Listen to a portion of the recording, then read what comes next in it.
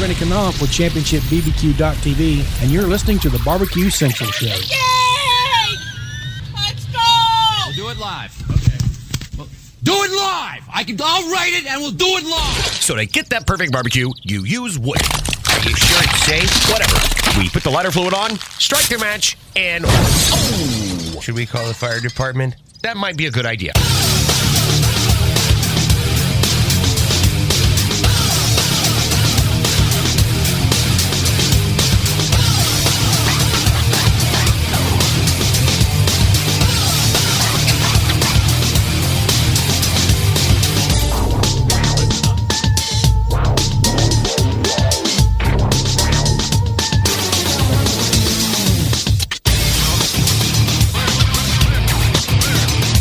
Good evening and welcome to the Really Big Barbecue Central Show. This is the show that talks about all things important to the world of barbecue and grilling. The show originating from the Rock and Roll Hall of Fame city, Bomb City, USA, Cleveland, Ohio, the barbecue capital of the North Coast. I'm your program host, Greg Rempe. Happy to have you aboard here on your Tuesday evening's live fire fun and frivolity show. If you want to jump in the show this evening or you want the contact info, here's all of it. You can get in touch with the show by sending an email to Greg at bbqcentralshow.com. Follow us on all the social media channels at BBQ Central Show. And be sure to subscribe to the show podcast feed on your favorite podcast platform. Everything else you want to find out about the show can be found at the main website, thebbqcentralshow.com. And here's what's happening in case you can get the newsletter coming up in about 12 minutes from now. If you are a fan of competition barbecue, if you are a casual fan of competition barbecue, if you're just a casual fan of the industry that we find so near and dear, then you know this past weekend was a very big weekend when it comes to the world of competition. Some would consider it to be the first major that kicks off the majors for the rest of the calendar year. That takes place in Memphis, Tennessee. And this evening, I am hopeful to have at least half of the winning team. 30 minutes ago, I received an email that I cannot confirm nor deny was either jest or truth. If jest, I am hopeful that we will have 100% of the winning team. If truth, then I am only hopeful we will have 50% of the team. And that 50% of the team that is showing up tonight did not. Andrew, you are not the father. Did not show up last week, because he forgot about the show last week. However, in his own right, he might be trying to rework how the show karma operates. Blew the show off. Forgot about the show last week. Competed the following weekend at Memphis in May. Him and his partner win not only the hog category, but win the whole damn thing. World champion. So we could be hearing from both Brad Leiniger and Tim Scheer, respectively, getting basted and shake and bake barbecue together, Blues Hog competition team. Or we might just hear from Tim Scheer, Blues Hog Shake and Bake, to hopefully get some kind of a recap on what it's like to win Memphis in May, and especially from their perspective, considering the perennial favorites that seem like, out of all the teams that are competing. If you talk to people about Memphis in May, I think there's a rough handful of 5 or 6 teams that you would chalk up year after year as being the perennial favorites to win it. And I don't think, no disrespect, by the way, to Brad and Tim, I don't know if Blues Hog was one of those perennial teams that you would stick on there, because quite frankly, they're not a perennial team. I think the first time they competed was last year, and they won the shoulder division, and this would be their second year together. And they just won it all. So very impressive, to say the least, on many different levels. So hopefully Tim shows up. Hopefully Brad shows up. Hopefully one of the two of them show up. Because if we do not have either one of them show up, We're going to have an extended cigar segment, everybody. Bust out the humidor.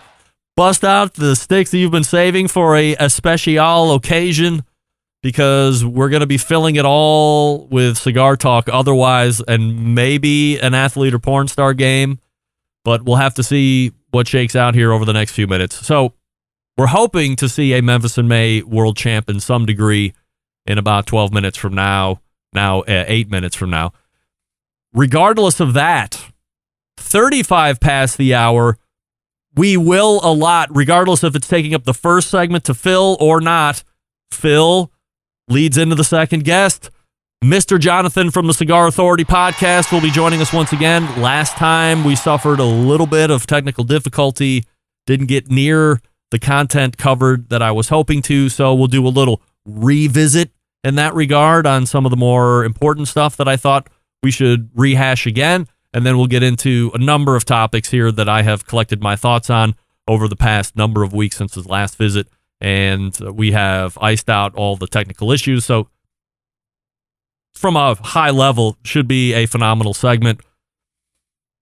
Audibly and technically, I know the entertainment and the knowledge is going to be there, whether you can hear us or not, because the guy's absolute expert. So looking forward to catching up with Mr. Jonathan at 35 past. Then we will move into the second hour, where you would usually find Susie and Todd Bullock from Hey Grill Hey in their quarterly segment. They had to back out late last week because of some other family commitments that they could not get out of or didn't want to get out of, and that's more important, which I certainly understand. However, I was able to backfill with now second-time guest and the food and barbecue writer for the San Antonio Express News, Chuck Blount. Couple different unique bits of topic that we will be talking with Chuck about, not the least of which, in the land of barbecue and Texas, and when you run those two together, people would say that is the hotbed, that's the place they want to go to eat barbecue. Something is making its way onto the barbecue menus across the land of Texas. Can you guess what it is? You might be surprised. I was a little shocked. It seems to be trending. We'll talk to Chuck about that. We'll also talk to him a little bit about the competition scene that's going on down there, because as you recall, Chuck billed himself as a competition cook to a certain degree, and then we will end it on lists. And when somebody puts together a list from a news outlet, what's incumbent upon them as a journalist in regards to putting together a list, what's ethical, what's not. And we will talk to Chuck about all of that, because he just named Burnt Bean Barbecue out there in Seguin, Texas, as best barbecue around his region.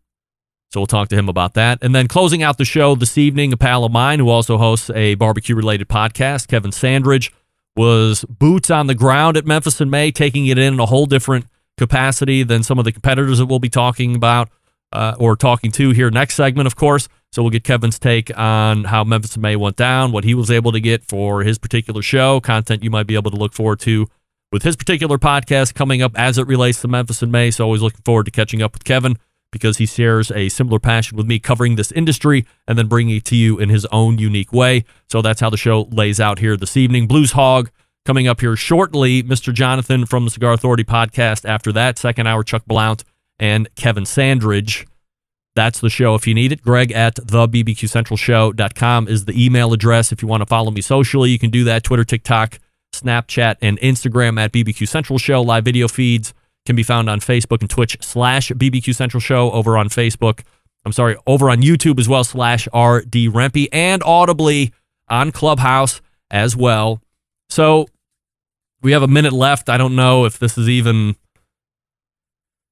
the right amount of time to do what I want to do, so I'll just go ahead and leave that for now. However, I do want to mention this.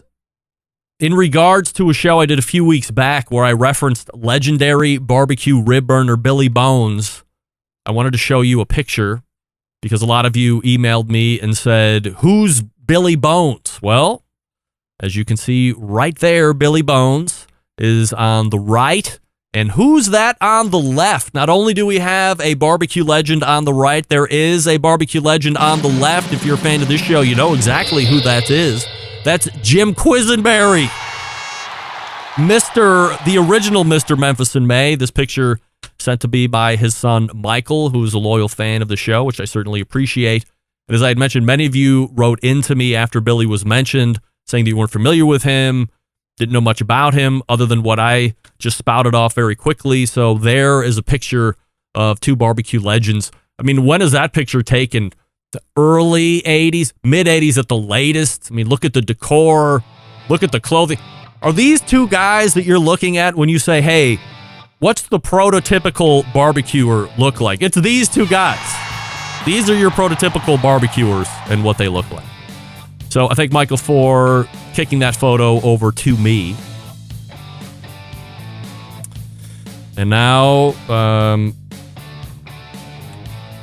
gotta tell Tim to get on just in case, because he's not in there. All right, we did that. That's good. Hey, before we get to hopefully talking about Memphis in May with a world champion, at least 50% of the team, I'll talk to you quickly about Oklahoma Joe's, newest sponsor of the show. Since the company's humble beginnings in 1987, Oklahoma Joe's has helped those who appreciate the process and craft of smoking. What began with Joe Davidson, a member of the Barbecue Hall of Fame, and a dozen hand-built smokers at the Oklahoma State Fair 30 years ago, has since forged an Oklahoma Joe's brand that builds some of the most sought-after smokers.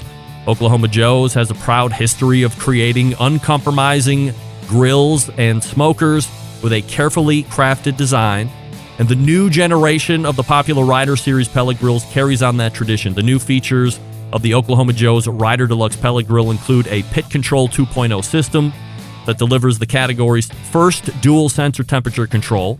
Fire-focused dual sensor feedback optimizes temperature control on the selected cooking style, low and slow smoking or high heat grilling. A power feed system that boasts a high torque auger motor that powers through pellets with incredible performance and power.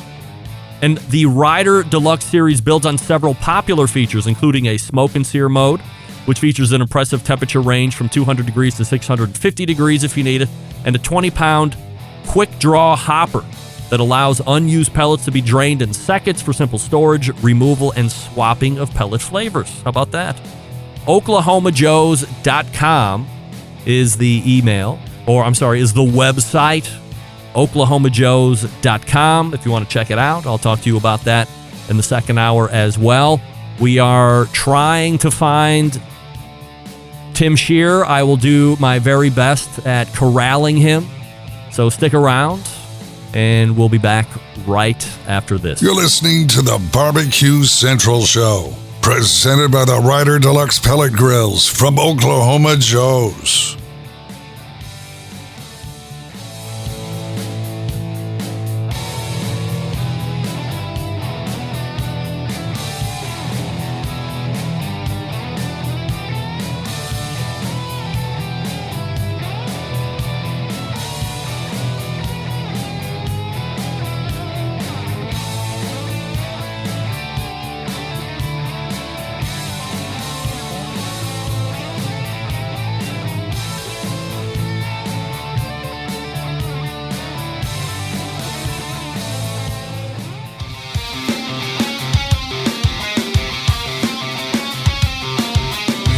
Broadcasting live from the Barbecue Central Show studios in Cleveland, Ohio. You're listening to the Barbecue Central Show. Once again, here's your host, Greg Rempe. Welcome back. This portion of the show brought to you by the Barbecue Guru, creators of automatic temperature control devices, sellers of ceramic cookers with built-in power draft fans, and accessories to make your barbecue and grilling life easier. Visit bbqguru.com for more information or call them. 800-288-GURU. The Barbecue Guru continuing to be a breakthrough in barbecue technology. My next guest will now wear the Memphis in May World Championship crown for the next 12 months as they took on all comers and reigned supreme at the end of it all this past Saturday, beating out Heath Riles in ribs, Sweet Swine of Mine in pork shoulder, the event that this team actually won last year. One of them is also single-handedly changing how the Barbecue Central show karma works. So let's recap and where they go from here. We race to the Oklahoma Joe's Ryder DLX Pellet Grills hotline and welcome back friend of the show, Tim Scheer. Hey, Tim. Hey, Greg, can you hear me? I can hear you if you can hear me. I think we're ready to go. I'm showing a picture of Brad Leiniger, who has unceremoniously found it a little too difficult to join us here this evening, 30 minutes out of show, but that's fine. The man himself will carry the segment. Wait, now let me back this up just for a second. I'm playing a little bit of sleuth here, Tim. Is Brad competing this coming weekend? I have no idea. My hunch is he might be competing, and now he's trying to pull the new Tim Scheer move of booking and then shining the show only to win the following weekend. That's probably what he's doing. It's not a bad move, man. Yes, well, I mean, you win a Memphis in May World Championship. It's hard not to want to back that up to see if it's shenanigans or if there's something to that. So we got plenty of... I'm sure he's testing it out, Yeah, why not? So plenty of stuff to get to here tonight, Tim, and I appreciate you making time for me here this evening to kind of recap. So Team Blues Hog, last year, for those that don't know, win the pork shoulder category. A huge deal considering who has won that segment in years past, namely Tuffy Stone, Mark Lambert, Chris Lilly comes to mind. No one has more than Chris Lilly, by the way. So not a bad showing for the quote-unquote newcomers to the Memphis in May stage. When you look back even a year ago and just winning that segment, what was that like for you and Brad getting that achievement? I mean, it was unreal. I mean, neither one of us had ever cooked a whole pork shoulder in our life, so, going down to Memphis on the biggest stage and, just kind of winging it a little bit. And, we knew we could cook good tasting pork. We just, we weren't sure about the timeline. We weren't sure about the on-site judging. We weren't sure about the blind box. I mean, it's one of those things where we just went down there and turned it loose, kind of nothing to lose type deal. And it turned out and that kind of lit another fire. So here we are. Tim Scheer joining us from Team Blues Hog. Of course, you would know him from Shake and Bake Barbecue as well, a highly accomplished KCBS competition team, blueshog.com, the website. So this past weekend, both you guys head back to Memphis in May, as you talked about, winning the shoulder category last year, lights or invigorates another fire for this year. But you don't go to defend the shoulder title here this past weekend. You went down to do the whole hog segment, and I'm sure I don't have to point out the obvious items here, right? Jack's Old South, Yazoo's Delta Q, the Shed, all perennial favorites to win hog, and then ultimately GC the whole damn thing. So why go hog and not try to defend the shoulder title? I mean, more than anything, last year it was okay. Everybody comes up and says, "What are you going to do next? Are you going to cook hog? Are you going to do this? How? We need to build a bigger drum if we're going to cook hog." All this kind of just, BS talk that everybody was throwing around, and I'm like, you know what? Yeah, I'm going to cook hog, and we're going to build a bigger drum, and we're going to give it a shot. You know what I mean? It's just one of those things like, it's Memphis in May. Why not? I mean, it's go big or go home down there is the name of the game, right? So, that's just what we did. Now, when you're talking about people coming up to you and saying, "What are you going to be doing next?" Like specifically, they're coming up to you and Brad, because I don't ever recall having conversations with previous world champ of Memphis in May winners, Chris Lilly, Tuffy Stone. I mean, the list goes on. I don't want to name drop. They've never said, people came up to me and said, "Oh, well, you've won." Chris Lilly's never said, "I've won shoulder 28 times at Memphis in May. Now I'm going to switch to hog." He found a honey hole and stuck with it, and he's got the titles to prove it. So were people just coming up to you guys because you're KCBS and they know you're a little bit of a risk taker duo, saying, "Okay, well, you did shoulder, knocked it out of the park, good for you. Show me what's next"? By people, I probably mean more of our inner group, to be honest with you. You know what I mean? Like, just kind of more or less just sitting around, just, shooting the breeze and wouldn't it be cool type stuff. You know what I mean? And I don't know. I mean, that's kind of when people say wouldn't it be cool, or when I think of that, would it be cool if we did whole hog? Would it be cool if we built a big drum? I mean, that's about all it takes for me, Greg. I mean, I'll build a drum, I'll raise a hog, whatever it takes, man. I mean, I love a challenge. You know what I mean? And honestly, we haven't done as much KCBS this year. Just the same old gets old to me sometimes. So I mean, I just love a new challenge and pushing ourselves to a new limit. That's kind of what that's kind of what keeps me going.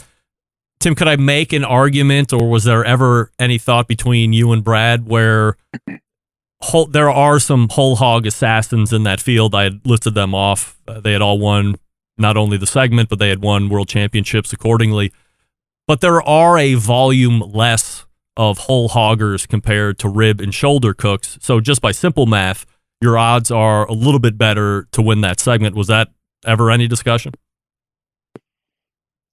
Not really, Greg, honestly, because, I mean, we did ribs the first year and we got a top 5 in it and stuff. And, there's more rib cooks, but there's still a select few that, that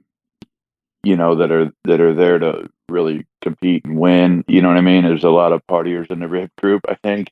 And then you get into shoulder and it's a little bit less, and then whole hog, it's a tighter knit group. You know, I mean, it's everybody in the whole hog category could win. So, that's not really why at all. I mean, it was really just a challenge to ourselves more than anything. I have so much respect for all the people in the whole hog category and the whole contest. I mean, it's if you look at the past winners, I mean, it's a hard code to crack. So. Did we go in there expecting to win? I mean, we wanted to win. I mean, that's the reason we went, right? So, it's one of those things where, we went down there to give it our best shot, and that was about the only thing we worried about. I mean, I wasn't worried about anybody else but what we were doing, and that's kind of how I focus focus on every competition is do what we can do, and that's all you can control. Tim Shear joining me here on the show from Blues Hog, Pitmaster Shake and Bake Barbecue Team. So, Tim, I've come to know both you and Brad as very high-level KCBS cooks. In my opinion, Brad is arguably one of the best competition cooks here in the last decade or so to do it, period. 3 out of the 4 KCBS Team of the Year titles or something along those lines. I think the last one to win it besides Brad was Travis, and we all know how great of a cook Travis is. But outside of that, I don't necessarily know you or Brad to be experienced whole hog cooks. Are one or both of you that good of whole hog cooks? I mean, obviously, yes, but I mean, I just didn't know that. We're the best in the world, Greg. Yes, that's right. You goddamn right. Got title to prove it. No doubt. No, it's real funny. I mean, no, we're not. You know what I mean? And I wouldn't claim to be, but what we are is we're cooks. And we're not robot cooks. That's I think what separates ourselves from some other people that are following a recipe or a timeline or a program that they got from somebody off the internet or whatever. You know what I mean? And no disrespect, but I mean, we're inventing what we do. You know what I mean? So, I mean, nobody's built a mega drum, 550 gallon drum smoker before. So, there's no guidelines. You know what I mean? So what we do is just follow our instincts and just do what we think is right. And if it's wrong, well, we screwed it up. If not, it'll work. So, adapt and overcome and try to finish it the best we can. And, that's our style and that's the way I like it.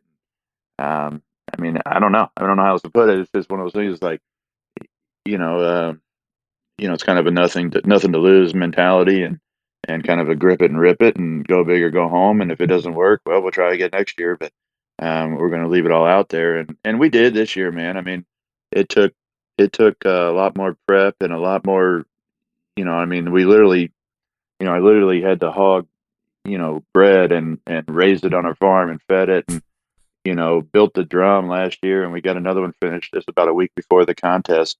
So we had 2 of them, you know what I mean? So, I mean, there's just things that went on behind the scenes and we got a bigger site, we got more team members, we got, just start to finish, top to bottom. We just, tried to crank it up a notch this year, and I think that's what it takes at Memphis to be considered legitimate. I mean, it's on site is a huge part of it, and that's another thing that I think we excelled at. I mean, our on site was awesome. I mean, we just brought energy, and the judges came in happy and they left even happier. I mean, it was just one of those things where it's like, we don't take it too seriously. I mean, Brad and I have we have a funny relationship where, we beat each other up, but we build each other up at the same time. And I think the judges latched onto that and they embraced it, and then we had the hog to back it up. When we talk about that cooker, and for the folks that haven't seen the Mega Drum, you can go onto Google and start searching around for it. It comes up pretty quickly. It's a huge departure from even your biggest Gateway drum smoker. For those that don't know, Tim also is the maker of Gateway drum smokers, very popular in the competition circuit and backyards as well. That's a huge upgrade in size, in thermodynamics, in cooking. Then you would go from the 50 gallon to now like 550, whatever you said it was. That's huge. Is there a big learning curve on that, or does it, for all intents and purposes, run exactly like the 50?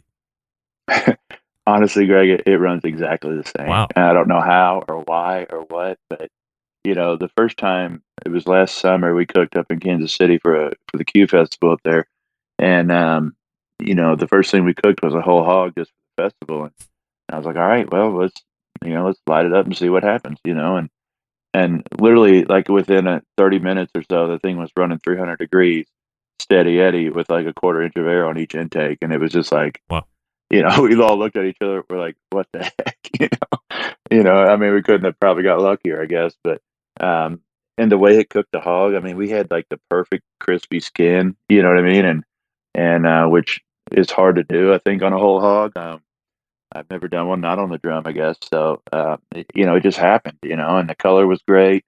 The way we had the fire baskets, we could move them around and, focus on the shoulders or focus on the hams, if they were lagging behind. I mean, it was just, it was just a, follow your instinct type cook, and it just happened to work out. I mean, our blind box, honestly, man, was a bit of a train wreck. And, so that's the first thing we had to do at 1:30, we're turning in our blind box, and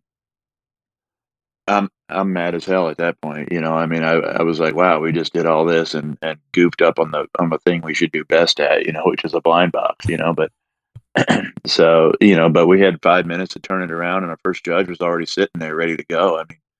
I mean, we literally cleaned it up. I mean, the cooker, the drum was not even out yet. Like, we had it still running way too hot, but we're sitting here dumping water on it and throwing our garnish in as fast as we possibly could because the judge was there.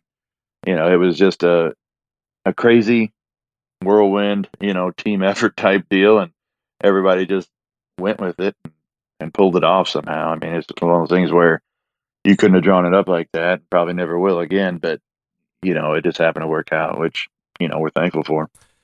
Tim, before we get to the final results and talk about feelings and all that stuff, let's explore the dynamics of this specific team a bit. I would imagine that two teams with whom I would consider to be alpha pitmasters, such as yourself and Brad, it might be difficult to not want to have one or the other fella do it their way.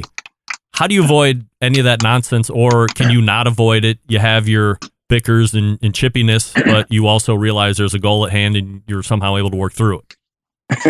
Well, yeah, you're right. I mean, we've got strong personalities on the whole crew, not just Brad and myself, but we had some guys from other teams that we invited, and we invited them for a reason. We respect him as a cook, and we respect him, as a friend and entertainment, sometimes more than anything. So, just for everybody, just to kind of chip in at the right time is awesome. And Brad and I, we always go back and forth. I mean, if anybody's ever been to our barbecue class, it's, neither one of us is ever wrong, but, if one is, it's typically him. So, Right. So that's how it goes. But, at the end of the day, we just keep rolling. I mean, we don't take it seriously. We just, just keep rolling to the next, and sometimes we got to listen to each other, and sometimes we just blow it off, So I don't know. Somehow it works. It doesn't really make a lot of sense, but it does work. You win shoulder last year. That's great. What's it like winning hog this year? Honestly, I don't even know if it could sink in. Like I don't look at myself and think, oh wow, I'm a whole hog cooker. You know what I mean? Like it's nothing we've ever done before. I mean, if you give me ribs or a pork butt or anything else, I mean, yeah, we'll knock it out of the park. But I mean, when it comes down to it, it's pork, and we know the flavor, we know the tenderness, and at the end of the day, that's what we shoot for, and we can recognize that. So, we cooked. I cooked probably 6 or 7 hogs throughout the last year. We did, some events and, just different stuff, and had a pretty good idea, and definitely had I knew we could do it as far as flavor and tenderness, because we did it a couple of times, probably on accident, but, we really didn't have a true practice run, other than the one that Brother Dickie tried to cook on the old hickory pit before we came. That was ended up draining a couple fire extinguishers on that one, but other than that, that's the only practice run we had. When you're standing up there with multiple-time world champ Mark Lambert, and then you got Heath Riles, who's no joke on ribs, and you hear Team Blue Hog called as overall world champ. Can you compare that to, I mean, you've done a lot of winning, Tim, in your relatively short career. Brad's done a lot of winning. I'm not going to ask you to speak for him, but is this the biggest single event win you've had? Yeah, absolutely it is. I mean, it's kind of been one of the glaring things that stand out on my, I guess, competition bucket list, if you will. Winning just winning a major. I mean, we've got reserve grand champion at almost every major competition there is. The Royal, the Jack, King of the Smoker. I mean, Team of the Year. I mean, everything that we've done that you set out as a goal and hope you can achieve someday is we've came up one notch short. So it's really bad when you have the saying on the back of your shirt that says if you ain't first, you're last. So at some point you think, all right, do I need to get rid of that shirt or what? But I mean, it's just kind of keep at it, keep trying, and sooner or later, we had a feeling it would happen, and for it to be at Memphis right off the bat is just absolutely crazy. I mean, it's it's by far our biggest win, and I think Memphis in general, like when you talk about barbecue across, especially the Midwest and the South, of course. I mean, all they do is ask, "Have you ever won Memphis?" It's okay, we won shoulder. Well, that's not as cool as saying, yeah, we've won Memphis, So, I mean, it's just unbelievable.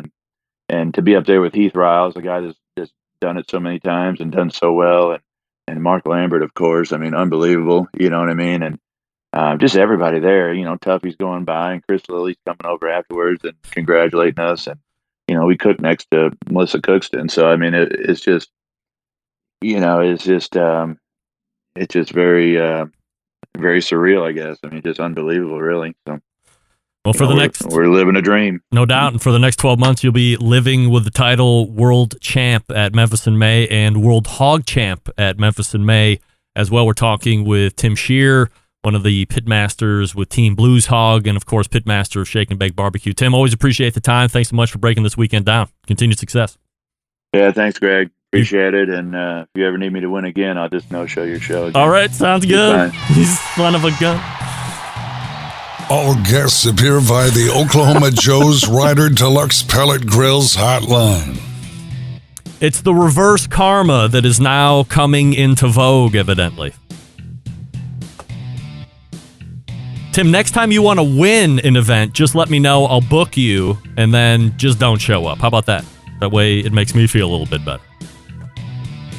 All right, we got Mr. J in the green room ready to come on. I will talk to you quickly about David Leans and the Do Wellness program.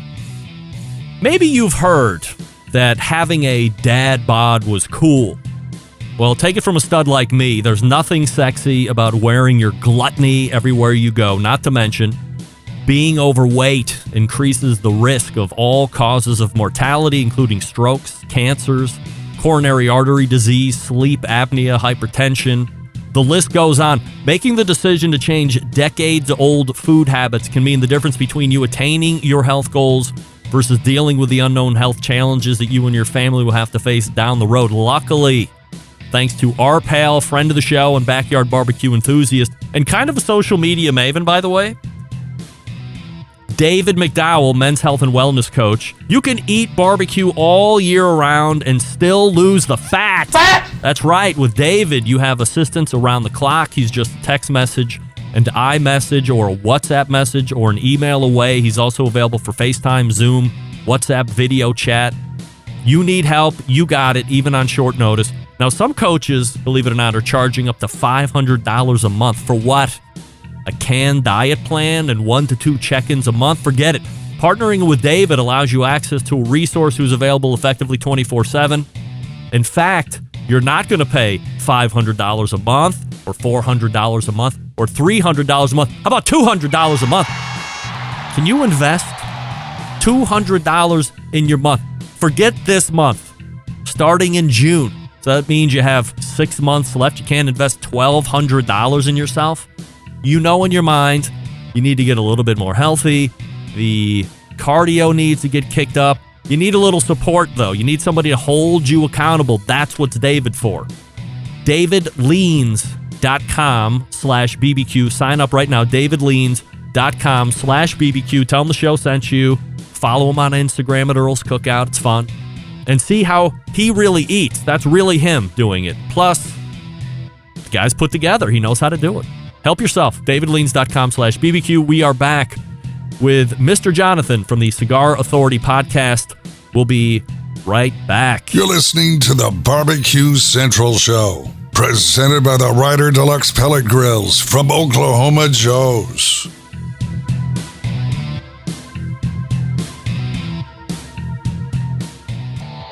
Howard Stern, Jim Rome, Dan Patrick, and Greg Rempe.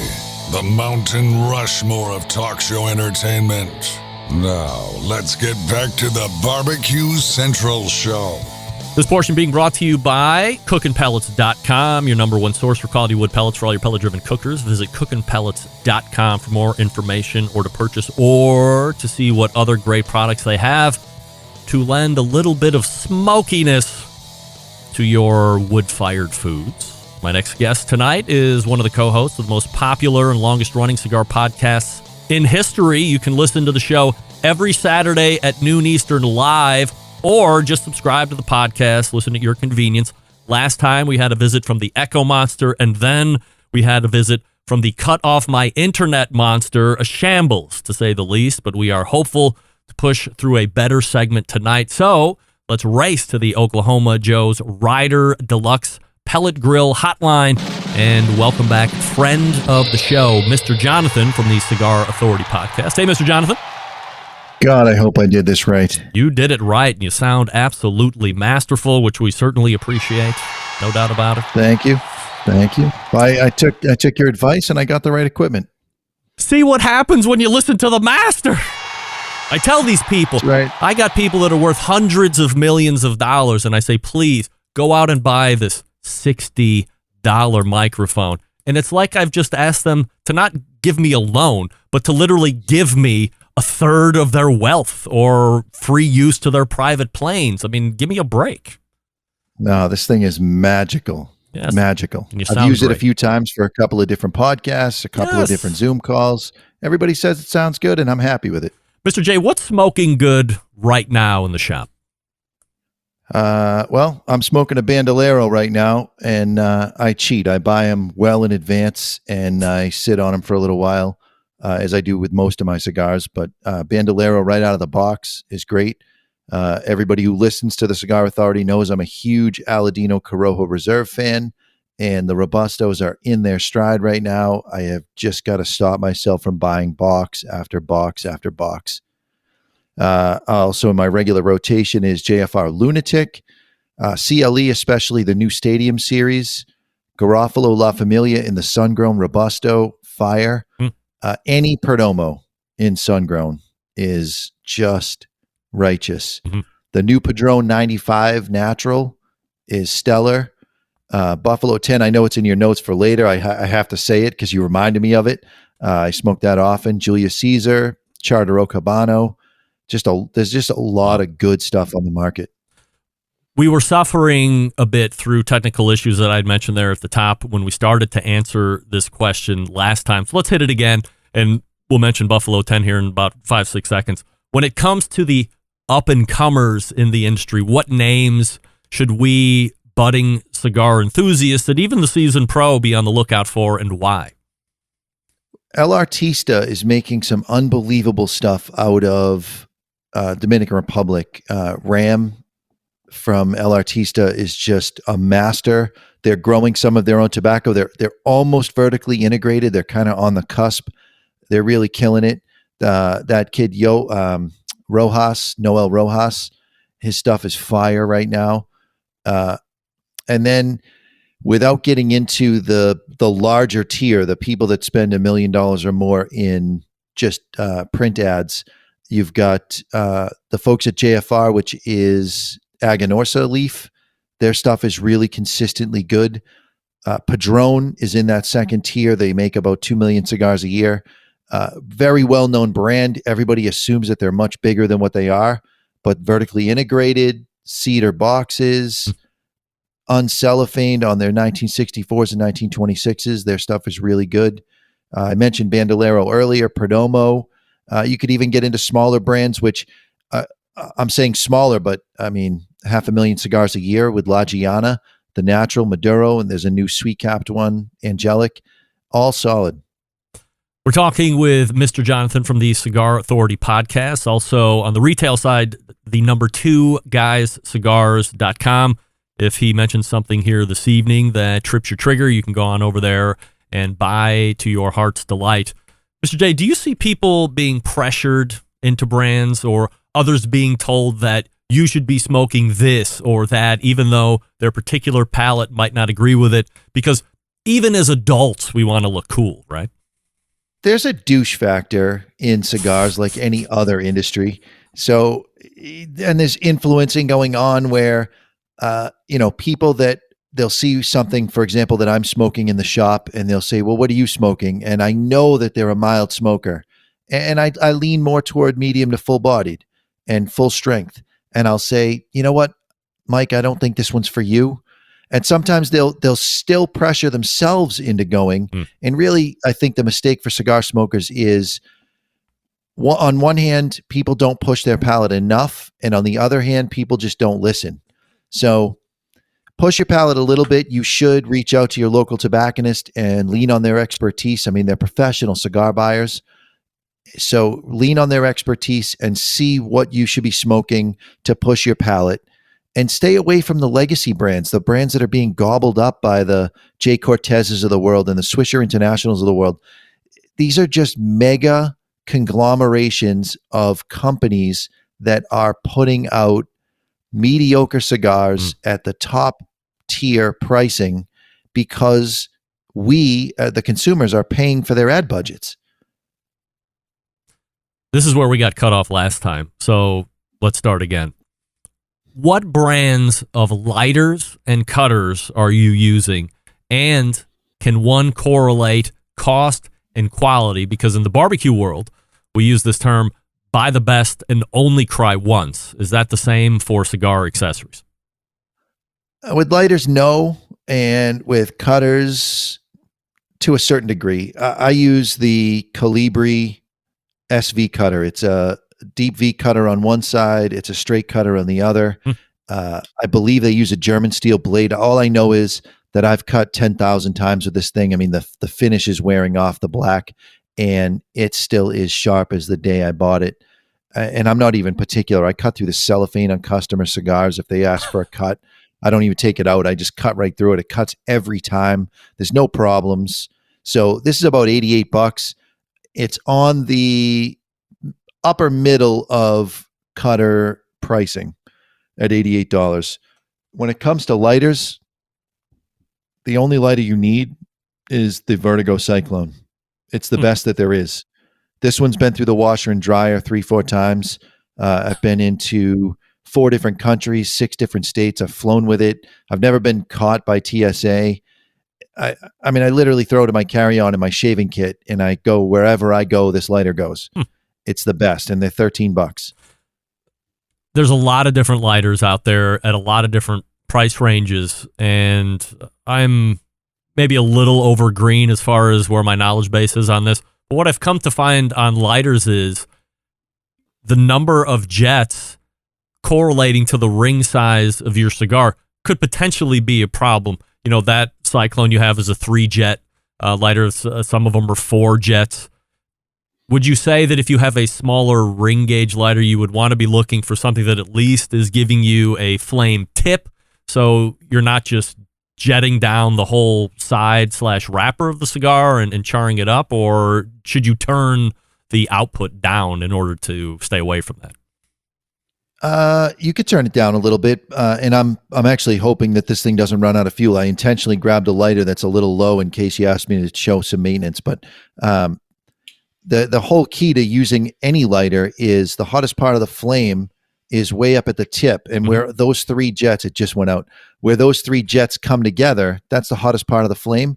So even on a 38 ring gauge Lancero, you're going to aim for the center line of the cigar and above with your flame. Let me give it a little shake here. And that's where you're going to be doing your lighting from. So even up to 5 jets, you can still light a very thin, small cigar and not scorch the wrapper if you're careful. All right, so you've gone out of fuel there, and let's talk about maintenance for a second, because every spring I would encourage anybody who's got any kind of grill to do a spring cleaning, if you will, bust the guts out, do the whole big scrape out, all the leftover remnants of, because I would hate to say that maybe somebody left some grease in, it's coagulated there over the winter, now it's starting to warm back up again, get a little loose, slimy, it's probably gone rancid at this point. What about on your accessories for cigars? How do you keep those in proper working order? Every time you fill a lighter, you really should go through this process. You get your lighter upside down, and the key is, and I'm not even going to show the brand name of butane. The key on the butane, they all buy their butane from the same factory if the seal's in the top. So it doesn't matter what it says on the front, but when you go to fill your lighter, you'll notice that mine's not filling all the way, and there's this little remnant piece here, which is just back pressure. And what'll stop a lighter from working 98% of the time is that back pressure. So a little pin, something that can depress that valve to let the pressure out. And now when I go to fill this up, I'll be able to fill it all the way to the top. And boom. Now I have a completely full lighter. I've got all my pressure, and I can control the flame much better. Nice simple tip right there. So, and you want to do that every time you fill up, you said?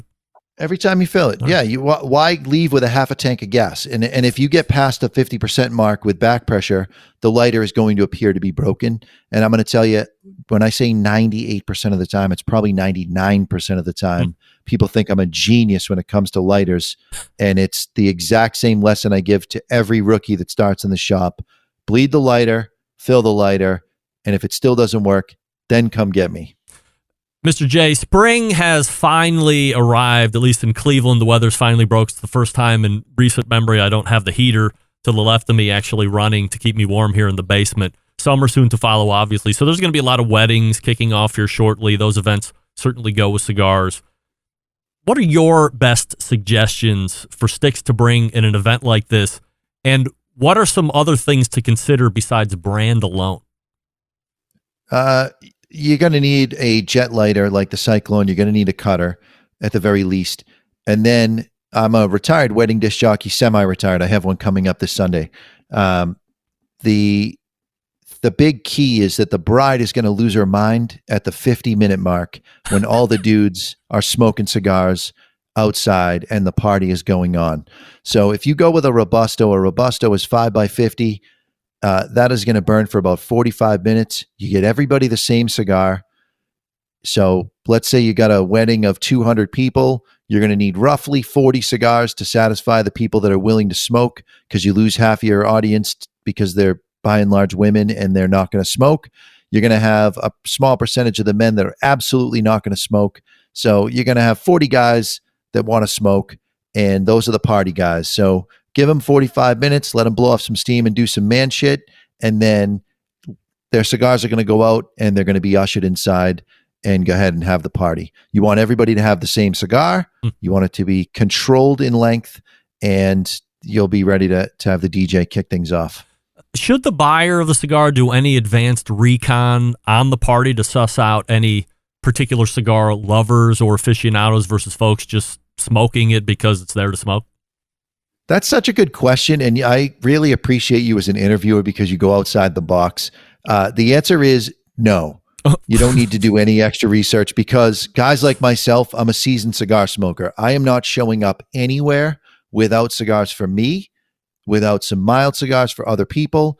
So the people that are real cigar smokers are not relying on the mother, the bride, supplying cigars for the cigar bar. We're bringing our own because we're going to smoke our brand and talk about how awesome our brand is. So absolutely not. You don't need to know who smokes what they like. It doesn't matter. It's a free cigar, and put it out. Let people do their thing. You should have somebody watching the table so the cigars don't grow legs. But short of that, get something mild that anybody can smoke. We're talking about a wedding here specifically, but does the cigar suggestion that you're making vary from event to event? For instance, we referenced the wedding, but does it change for a birth of a child, graduation from high school or college, or it doesn't matter? For those types of events where the event itself could potentially be outside, you can go with a longer cigar. If you're doing a high school graduation, you want a bigger cigar for the picture. If you're birth of a child and you're hanging out with, maybe you got a couple of different generations, you want to extend that time. So go with a Churchill, something a little longer and bigger that really will give you the time to be able to relish that occasion. I have an hour to kill before my ribs are done, and hopefully nobody's doing the 3-2-1 method. We'll get into that a little bit later on, different portion of the show. What size should I be smoking, and how does the size affect the burn time? I think we referenced that a little bit with Robusto 540 and being away for 50 minutes at a wedding, but is there anything else building on that if we're cooking ribs? If you're smoking for an hour, that's the amount of time you have, whether they're resting or you've got an hour left on your cook. Toro is going to be a 6-inch cigar is going to be what you want. And the ring gauge itself. So everyone knows a ring gauge is 1/64 of an inch. So a 64 ring gauge cigar would be exactly 1 inch across the diameter. A 60 ring gauge cigar and a 50 ring gauge cigar at 6 inches burn roughly an hour, plus or minus, because a thicker ring gauge has more tobacco in it, usually lower primings. The cherry burns a little hotter. It doesn't present hotter on the mouth because there's so many more airways that smoke can go through. But by and large, a 60 ring gauge and a 50 ring gauge smoke for the same amount of time. So if you got an hour to burn, you want a 6-inch cigar, somewhere between 50 and 60 ring gauge, and you're a happy camper. Mr. J, what's coming up on the upcoming Cigar Authority podcast that you would like to tell us about, why we should be tuning in live on Saturday? We've got an interview that Dave says is the interview that he's been waiting to do for the entire time we've been doing the show. We're in our 13th year. Wow. He's excited about this interview, and I know what it is, and I'm excited about it. I can't say what it is. It's just one of those things where it'll just have to come out on the show, but I know the amount of editing that went into this interview, and I can tell you off the air and you'll get a kick out of it. But and you'll understand when you see the show why it was a big deal. But yeah, there's an important interview happening this week. I'm not going to say who I think it is, but because I think it might be something that I hear replay every so often about taste of something, that's the first thing that comes to my mind. No, it's not. Oh, it's not? It is not Bill. It is not Bill. Damn it. Look at me being all coy.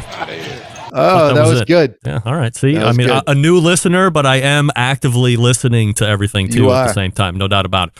Last question before I let you go here, and I always appreciate the time here, Mr. J. Retro hailing.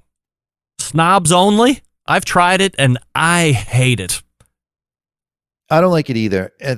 So according to Nick Kutro, who wrote Cigar Bliss, it's a book. If you want to know more than you need to know about the sense of smell and the sense of taste and how it correlates with cigars and flavors, pick up that book. It's about $30. It's a pretty easy read. There's a lot of pictures, so it worked well for me. According to him, the act of chewing causes a little retronasal activity, and it's just enough to be able to get all the subtle nuances out of the smoke. So if you are not someone, and I don't like to do it, if you don't want to put a metric shit ton of smoke through your nasal passage, then you just blow the smoke out, close your mouth, chew a little bit, and you get enough play back and forth in your olfactory that you'll be able to pull out additional flavors. You do not need to force that smoke. In fact, it's not good for your sense of smell long-term to push hot smoke through your nasal cavity. Well, that's good, because I feel like I should be making more of an effort to do that as I'm smoking cigars, but then I always go back to, well, I'm the one smoking the cigar, and if I'm getting enjoyment doing it X or Y, then I'll just continue to do that and not worry about if I'm pushing smoke through my nose or not. No truer words have ever been spoken. You got to do you, boo. Mr. Jonathan is here telling us all about cigars in only the way that he can. You can watch him live every Saturday on the Cigar Authority live show, which is also then turned into a podcast. So you can find that on all the podcast platforms. Mr. J, always appreciate the time, and we will do it again soon. All right, my man. Thanks so much. You got it. There he is. That's Mr. J right there. All guests appear via the Oklahoma Joe's Rider Deluxe Pellet Grills hotline. You can find him, and it's fleeting, I guess, from what I heard, the most recent show on YouTube, Facebook, but then they're also on a couple different outlier video platforms as well, Rumble, MeWe, Odyssey, things like this. So if for some reason YouTube pushes them out, which is what I'm hearing for any cigar content creator, that's something I'm into right now. That's why you're hearing about it. But Mr. J, great guest. All right, quickly before we wrap, I'll talk to you about Green Mountain Grills. There are some new updates, but I can't pass anything along at this point yet. But I have talked to Jason Baker, so there is some news on that front breaking as we're talking here this evening. But you can get a prime line or a choice line. You can get one that is just the right size for you if you're looking for tech and internal meat probes and peak windows. Prime line is what you're going to look at if you want to save some money.